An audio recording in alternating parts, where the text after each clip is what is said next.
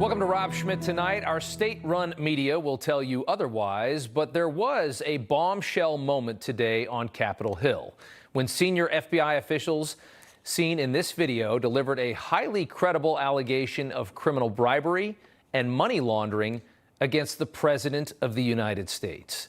The allegations are from before Joe Biden's presidency, the crimes allegedly taking place while Biden was using the political clout of being vice president to Barack Obama and being the foreign policy point man in many regions all around the world, a time when Biden held massive political sway in this country. What we saw today was just another in a long list of allegations that the leader of this country is highly corrupt and willing to sell out our country's best interests to our foreign adversaries. The worst possible crime an American politician could commit with their elected power. It is treasonous. The heads of House Oversight, James Comer and Democrat Jamie Raskin, were briefed by the FBI. Here was Comer after seeing these documents for now the second time. Today, FBI officials confirmed that the unclassified FBI-generated record has not been disproven and is currently being used in an ongoing investigation. The confidential human source who provided information about then Vice President Biden being involved in a criminal bribery scheme is a trusted, highly credible informant who has been used by the FBI for over 10 years and has been paid over six figures. It's an amazing story. It's huge. A highly credible FBI source, one who was used under Obama, used under Trump, and now used under Biden, handing over these allegations. And again, this is just one whistleblower and an allegation that was brought in 2020 and obviously ignored. Add this one to a growing list, including former federal prosecutor Bud Cummins, who alleged another bribery scheme back in 2018 that went nowhere. Cummins was the Burisma whistleblower, alleging Biden and Hunter's $80,000 a month from a corrupt energy firm was paid to protect Burisma from a Ukrainian prosecutor who was trying to clean up his own country. Recently, the House Oversight Committee revealed the Bidens took in $1 million from a corrupt oligarch in Romania, hoping Biden could get the government off of his back. At this point, we all know what's happening here. It's very obvious. You have to be incredibly dense to deny that Biden is a filthy politician. There's just way too much smoke. Here's more from Comer today. The claims made in the document are consistent with what we found and disclosed to you all in Romania.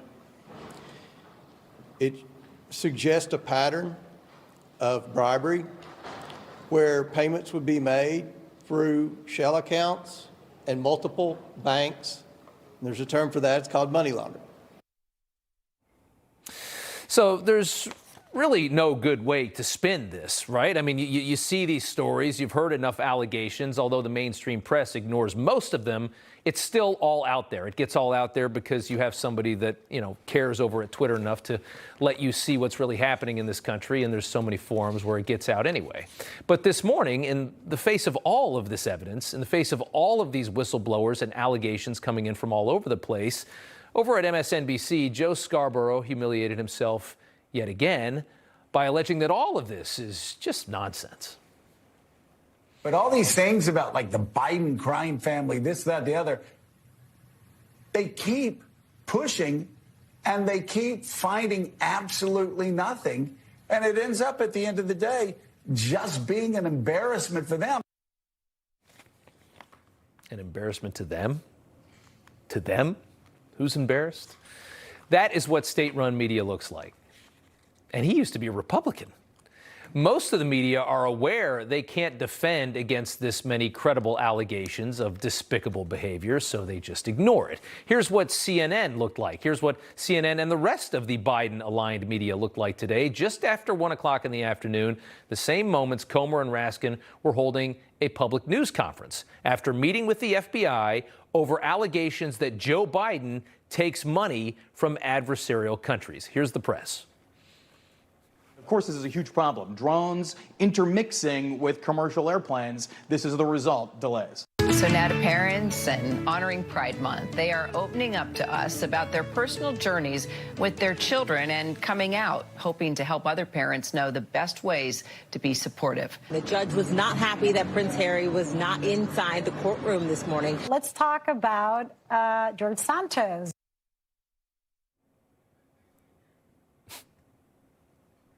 The media has you living in the Matrix. They like you there. The media, along with tech, intel, permanent Washington, think about all the various support systems that Joe Biden has installed around him. And he still only won the last election by a nose hair. 22,000 votes flip, and 2020 went to Donald Trump, and that's after COVID-19. Over the weekend, former FBI Director James Comey made what's really happening in Washington very obvious. Is there anyone on the Republican side you might consider if it's not Trump? It has to be Joe Biden.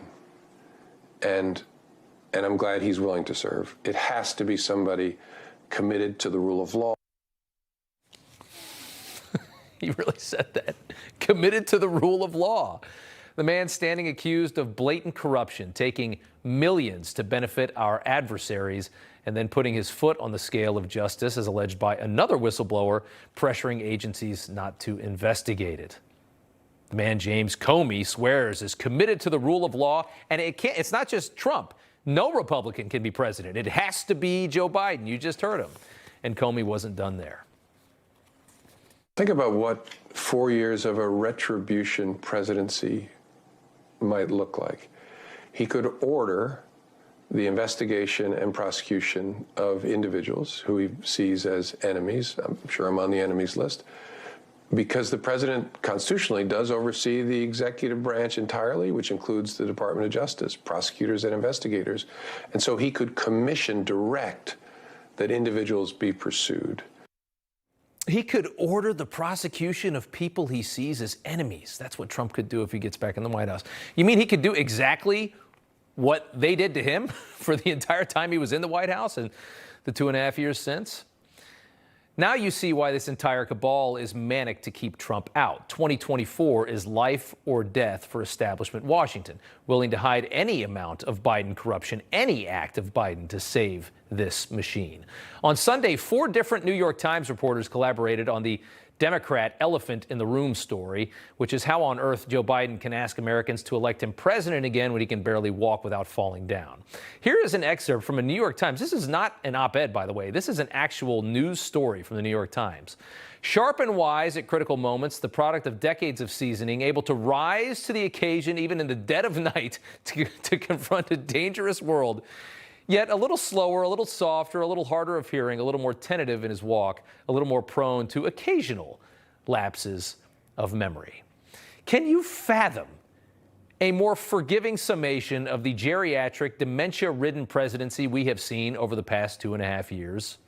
Again, the Matrix. No shame. The same article describes former President Trump this way.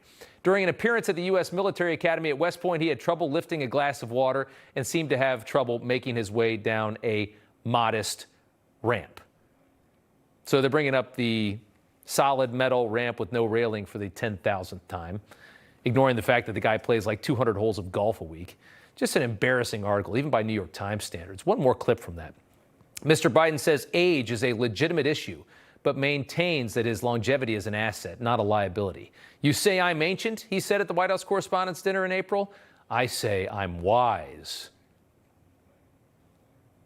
Nobody has ever accused Joe Biden of being wise, not once in his entire life. He was a plagiarizing fool as a senator, graduated to a liability as vice president, the clown who would always say something stupid and embarrass Barack Obama like he did here when he dropped the F-bomb on national television. Completely reimagined, though, now is Joe Biden. $50,000 worth of plastic surgery, as you see there. Restyled in 2020 as a credible statesman when the DNC realized they were screwed in the Rust Belt and the only shot was Scranton Joe. Joe Biden thought he'd be retired by now, living off the millions he'd earned, selling out his country. But the Democrat Party had other plans for him, and now they're going to have to save him in order to save the swamp.